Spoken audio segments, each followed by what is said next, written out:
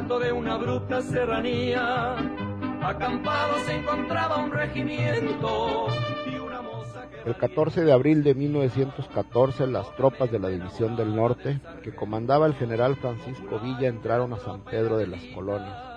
Según se cuenta en diversas crónicas y en varias partes de guerra, la batalla por San Pedro fue tremenda. Más de 5,000 personas murieron y la entonces Villa sufrió daños considerables. En el parte de guerra que enviara el general Felipe Ángeles al jefe máximo de la Revolución Constitucionalista, le informaría que de no ser por la mucha fama de la toma de Torreón, parecería que la toma de San Pedro de las Colonias es mucho más importante, tanto en lo guerrero como en lo político, ya que en estas acciones bélicas la División del Norte se enfrentó contra 3 ejércitos federales muy bien pertrechados y con elementos muy bien preparados.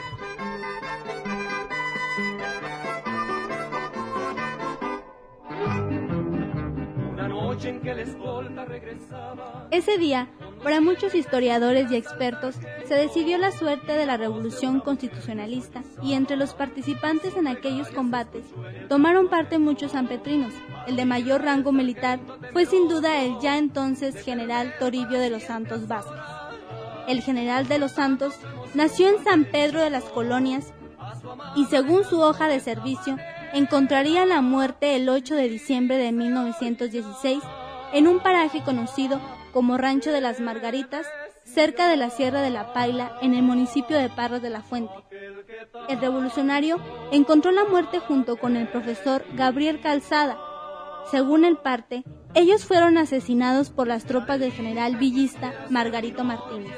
Que si Adelita fuera mi mujer, le compraría un vestido de seda para llevarla a bailar al cuartel.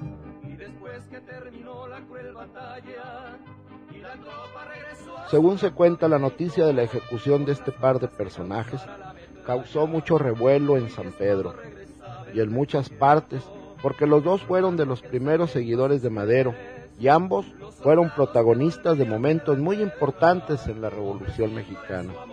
El profesor Gabriel Calzada Espinosa, originario de Parras de la Fuente, nació en 1876. Llegó a San Pedro de las Colonias, contratado por don Francisco I. Madero para que trabajara en una de las escuelas que el señor Madero decidió fundar en este pueblo. Desde su llegada a esta villa, el profesor Calzada, se cuenta, se identificó plenamente con la gente de San Pedro. Su relación con los Madero fue poco a poco consolidándose, al grado que cuando don Francisco Ignacio inicia su proyecto político, el profesor Calzada sería uno de sus primeros seguidores y se incorporaría al Club Democrático Benito Juárez, que fundara Madero en San Pedro, y colaboraría en la redacción del periódico El Demócrata, que también fundara en San Pedro don Francisco I. Madero. Ese medio impreso se convertiría con el tiempo en el órgano oficial de difusión del proyecto maderista. Gabriel Calzada tendrá mucha participación en las acciones que desarrollará el primer club maderista que se formara. Durante esta etapa política se sumará a la divulgación y promoción de los conceptos que don Francisco desarrollaría. Aparte de elaborar con Madero en algunos proyectos educativos, el profesor Calzada fundará en San Pedro su propia escuela comercial, en la cual muchos jóvenes aprenderán las nociones básicas de la contabilidad.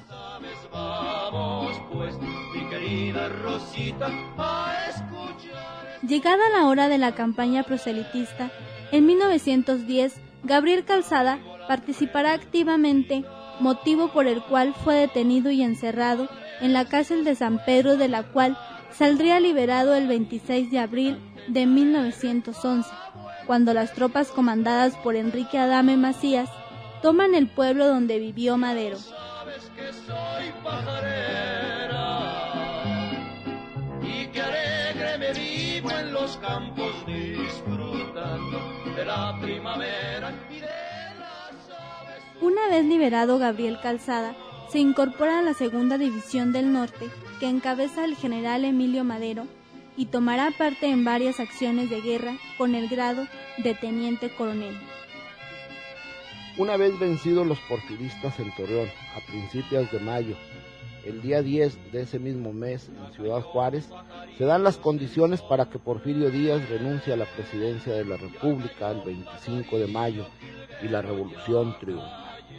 Madero viaja por tren del Paso, Texas a Eagle Pass y por ferrocarril se traslada primero a Piedras Negras, luego a Estación Monclova, hoy Ciudad Frontera, y posteriormente llegará a San Pedro a principios de junio y será recibido por miles de laguneros que lo aclamaban como el triunfador de la revolución. Entre esos miles que acudieron a recibirlo se encontraba el profesor Gabriel Calzada, quien se sumará a la segunda campaña presidencial de Madero y después se reincorporará a sus labores académicas una vez restablecido el orden. Ya con Venustiano Carranza Garza como gobernador del estado, también participará en 1912 como candidato a diputado local por el distrito de Parras y San Pedro de las Colonias. Y siendo parte de la 22ª legislatura, se enterará del terrible homicidio de don Francisco I. Madero y del vicepresidente Pino Suárez. Gabriel Calzada era el secretario de aquella patriótica legislatura coahuilense que el mismo día 22 de febrero de 1913 condenaría y desconocería al usurpador Victoriano Huerta. El gobernador Carranza apoya aquella resolución del Congreso del Estado y emite un decreto en el cual el Estado libre, soberano e independiente de Coahuila de Zaragoza desconocía al usurpador Victoriano Huerta.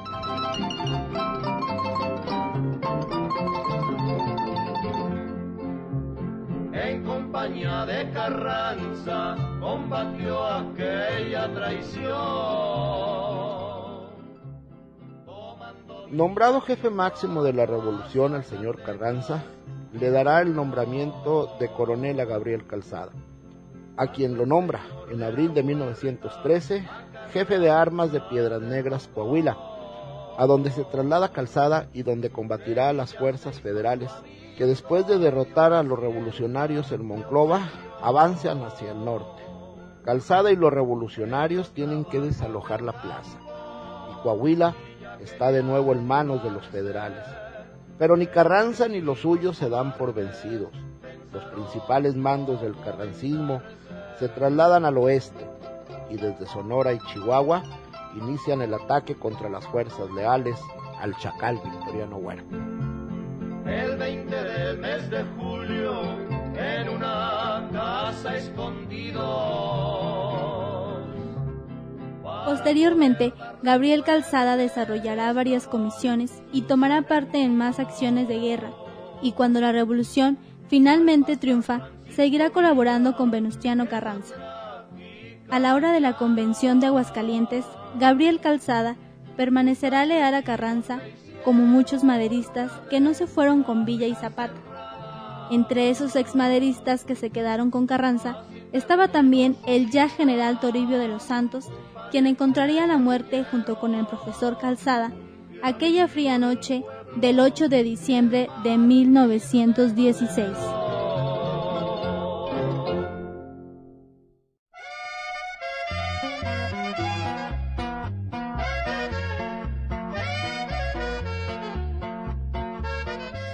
El general Toribio de los Santos Vázquez, según cuenta en su novela Viva Madero el general Francisco L. Urquizo, era el caporal del agostadero de Australia, propiedad de los Madero, enclavado en la parte del semidesierto del municipio de San Pedro de las Colonias, en donde los Maderos se dedicaban a la explotación de la candelilla, el guayule y a la ganadería de sabana.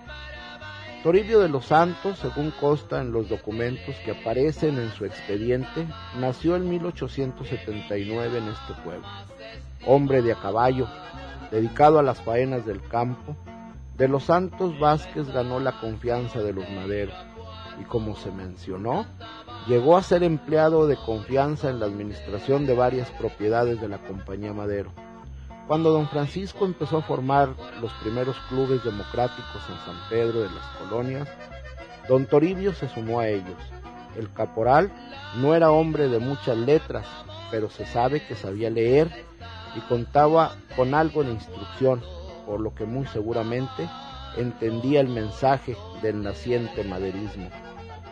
Participará animadamente en la campaña por la presidencia municipal en 1904 y en la estatal en 1905.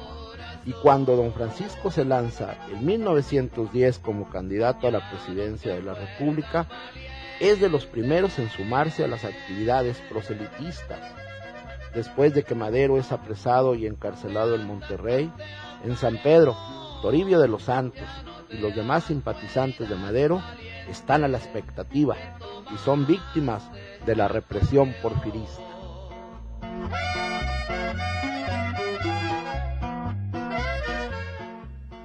Cuando Madero lanza el Plan de San Luis, en el cual convoca a los mexicanos a levantarse en armas contra el dictador el 20 de noviembre de 1910, Toribio se suma de inmediato a los grupos armados y participará bajo las órdenes de Enrique Adame Macías y el general Emilio Madero en la toma de Cuatro Ciénegas y en la primera toma de San Pedro el 26 de abril de 1911.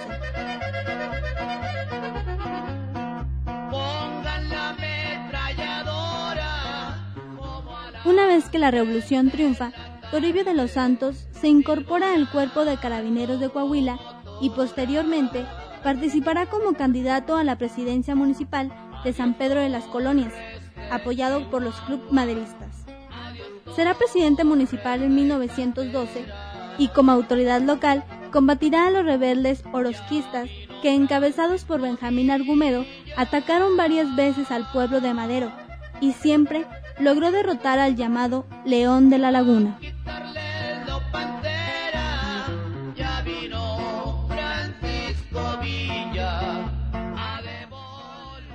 A principios de 1913, cuando Madero es asesinado, siendo todavía presidente municipal, Toribio de los Santos Vázquez será de los primeros en unirse a las fuerzas encabezadas por los firmantes del Plan de Guadalupe, y con el grado de coronel ratificado, participará en varios combates como parte de la División del Norte que comandaba el general Francisco Villa. Con esas tropas revolucionarias va a participar en la toma de Gómez Palacio Durango, y según narra don Adrián Aguirre Benavides en su libro Las grandes batallas de la División del Norte, cuando se preparaba la toma de Torreón, Coahuila, el general Francisco Villa le encomienda al coronel de los Santos que vaya a las inmediaciones del rancho de Chávez, en el municipio de San Pedro, que con un grupo de hombres destruya la vía del ferrocarril para impedir que los refuerzos federales que venían de Monterrey lleguen a Torreón y así fortalezcan las defensas huertistas.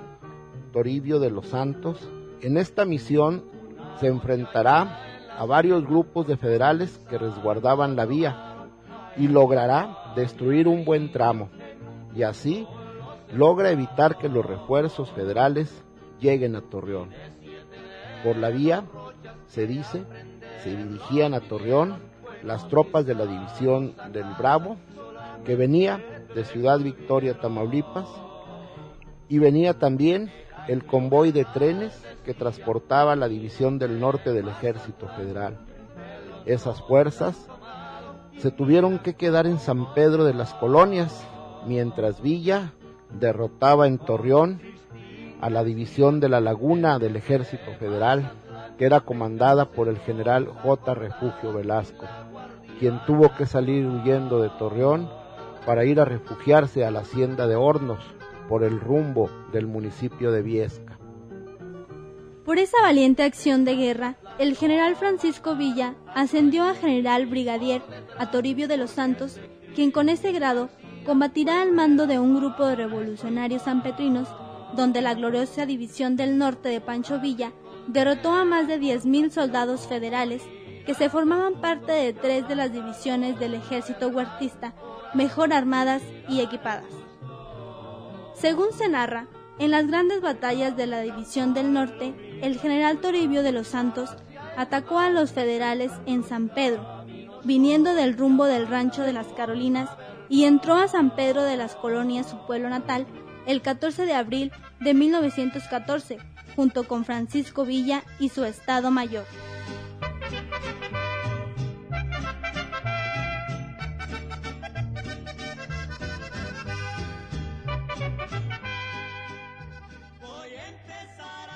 El San Pedro que encontró Toribio de los Santos muy poco se parecía al San Pedro que dejó cuando se fue a combatir al traidor Victoriano Huerta.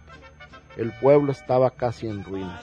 El mercado, el hotel Las Amazonas, la casa de don Francisco Gámez y muchas otras fincas propiedad de los Madero y sus simpatizantes fueron incendiadas por los federales, y el pueblo mostraba los estragos de 10 días de intensos combates. Aquella batalla fue brutal, y según dice en su parte de guerra el general Felipe Ángeles, de no ser por la fama de la toma de Torreón, la toma de San Pedro parecería ser más importante, tanto en lo guerrero como en lo político, pues aquí se venció a 3 ejércitos federales fuertemente armados. El comentario de Felipe Ángeles fue muy acertado. Muchos otros historiadores y expertos en temas bélicos coinciden en señalar que la toma de San Pedro fue la batalla que definió el triunfo de la Revolución Constitucionalista, pues en San Pedro se hizo pedazos a la espina dorsal de las fuerzas huertistas. Después, el general Toribio de los Santos va a tomar parte en las batallas de Paredón y Zacatecas.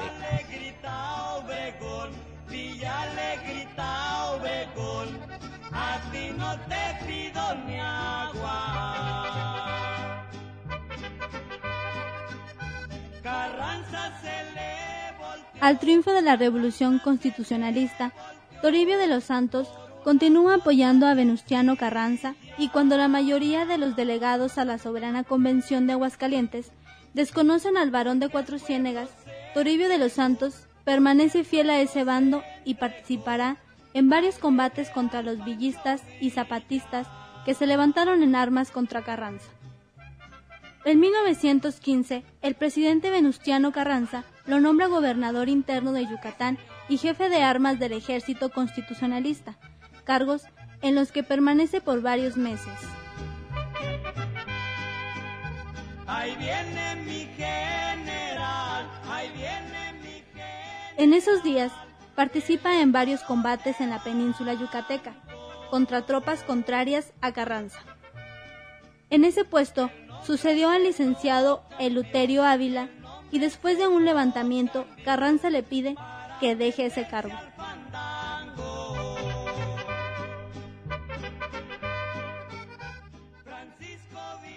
Toribio de los Santos regresa a la Ciudad de México y lleva a cabo otras tareas que le encomienda el presidente Carranza. Luego regresará a San Pedro de las Colonias. En esos días, según cuenta don Adrián Aguirre Benavides en su libro Madero, el Inmaculado, Carranza le regalará varias propiedades de los Maderos al general de los Santos, entre ellas el agostadero de Australia, donde de los Santos había trabajado para don Francisco. Según su expediente, en 1916 pide licencia para separarse del ejército y se dedica a las labores del campo y a la política. En octubre de ese mismo año, participa como candidato a diputado suplente en las elecciones para elegir al nuevo Congreso Constituyente y es electo como suplente de Ernesto Meade Fierro, quien fue el diputado constituyente por el distrito de San Pedro y Parras en 1917. Días después de haber participado en esa elección, Toribio de los Santos moriría asesinado junto con Gabriel Calzada y un hijastro de Toribio de los Santos en un rancho conocido como Las Margaritas, por el rumbo de la Sierra de la Paila. Cuentan que Toribio, Calzada y Magdaleno Durán Molina, quien era hijo del primer matrimonio de la esposa de don Toribio, fueron hechos prisioneros en Estación Talía cuando juntos iban a cambiar de San Pedro a Monterrey.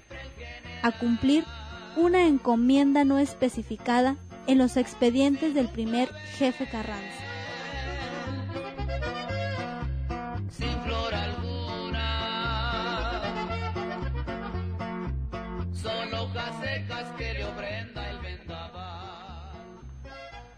Se dice que los rebeldes que los atraparon pidieron 10,000 pesos por el rescate de los prisioneros, pero como no lo recibieron, los asesinaron. En el expediente se menciona en algunos documentos que fue gente del general villista Margarito Martínez, en otros que fueron rebeldes orozquistas. Al final de cuentas, prevaleció la primera versión. El general de los Santos fue sepultado en el Panteón de San Pedro de las Colonias y Gabriel Calzada fue llevado a Parras de la Fuente. Las dos viudas solicitarían a la Secretaría de Guerra y Marina pensión por sus cónyuges, pero ni la viuda de Gabriel Calzada, Josefa Martínez, ni la de Toribio de los Santos, Refugio Molina, la recibirían, porque según la Secretaría de Guerra, ambos estaban con licencia cuando murieron asesinados. Por cierto, en el expediente se menciona que la señora Refugio Molina reclama también pensión por un hijo de su primer matrimonio, del cual también quedó viuda. Pero lo que sí recibieron por parte del gobierno mexicano fue el reconocimiento de haber sido precursores de la Revolución Mexicana y se le reconocieron sus méritos como maderistas y carrancistas. Toribio de los Santos y Gabriel Calzada fueron dos coahuilenses que estuvieron cerca de Madero en su lucha por la democracia y el bienestar de México, que lucharon porque se respetara el orden constitucional con Venustiano Carranza, y sin duda